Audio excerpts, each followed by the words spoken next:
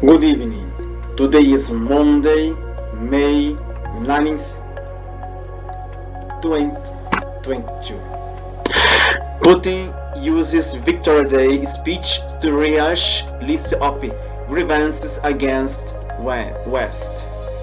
Analysis. Russian leaders' bitter address stands in stark contrast to Zelensky's impassioned message. Two presidents and two speeches for Victory Day from Vladimir Putin in Moscow and Vladimir Zelensky in Kiev. Both presidents called more about the present day than the past. Both insisted their enemies today where they heard of the Nazis, and both promised their countries would succeed in the what they both said was a defensive war they had been forced to fight. There, however, the similarities between the two addresses by Putin and Zelensky came to an end. The first difference was stylistic. Putin was surrounded by the pomp and the militarism of the animal red square beret, riffing on the topic he has been angry about for years. Zelensky strolling along Kiev's main street and delivering a casual but impassioned speech straight into the camera cut a very different figure, as he has since the start of the war. But the main difference was that for most people existing beyond the reach of Russian state television, Zelensky's arguments were likely to be a lot more convincing than Putin's. Putin has long used his 9 May speech to draw parallels between the Second World War and the present day, and this year's speech was nothing new, simply the compilation of previous grievances that were recycled and intensified for this year, when his army is fighting a new war. But the images from the war scenes across the world had made Putin's politicization of the Soviet wartime sacrifice even less convincing. Putin used the Victory Day founded to reel off a list of grievances against the West that seemed to describe his own regime more aptly.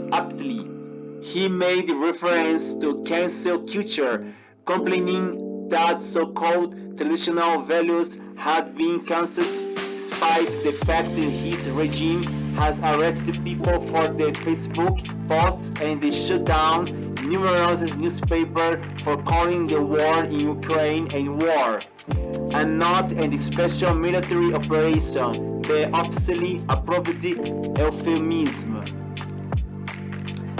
The West was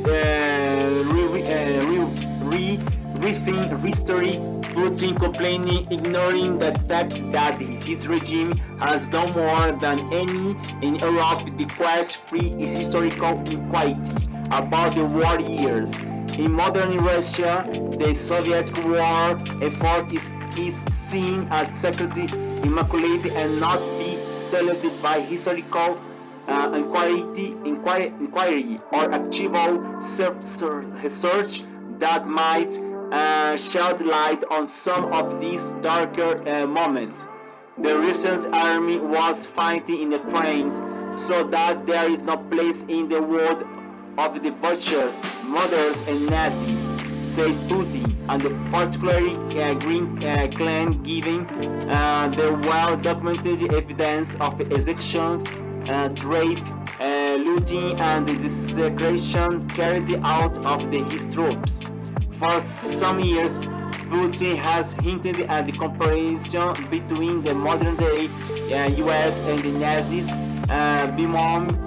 bemoaning American hegemony and the unipolar world that followed the Soviet collapse. Back in 2015, Putin used his Victory Day speech to say that in the 1930s, enlightened Europe failed immediately to see the deadly threat of Nazi ideology. 70 years later, history calls us to be aware and alert once again. We have seen on them for the great and unipolar world, and we are seeing force-oriented thinking gain traction. This year, Putin made the comparison more explicit. The United States, after the collapse of the Soviet Union, began to talk about its exclusivity, humiliating the whole world, he said, and he is reason. Over the years, Putin's disquiet about America and Germany has resonated without any different political currents globally, and it's at the core of the why some had admitted the Russian president.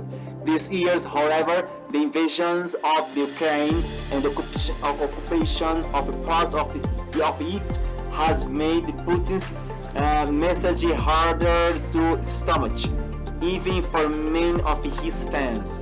One of the telegrams Putin sent of the occasions of Victory Day was a message to the people of Ukraine, wishing them good health, success, and a long life. Soon after the speech, air raid sirens sounded again in Kiev.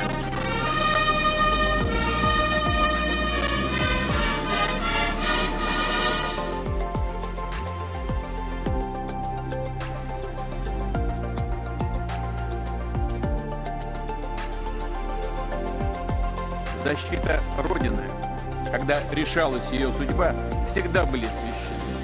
Россия призывала Запад к честному диалогу, к поиску разумных, компромиссных решений, к учету интересов друг друга. Все напрасно. Страны НАТО не захотели нас услышать. В открытую шла подготовка к очередной карательной операции на Донбассе, к вторжению на наши исторические земли, включая Крым.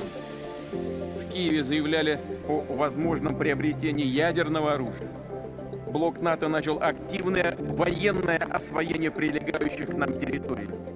Таким образом, планомерно создавалась абсолютно неприемлемая для нас угроза, причем непосредственно у наших границ.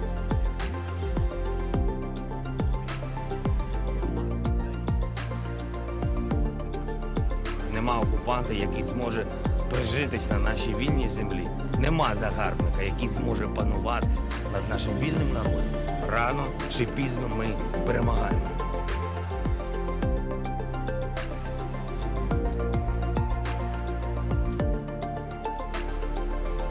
Through the invasion of Ukraine, Putin, his inner circle and his generals are now mirroring fascism and tyranny of 77 years ago.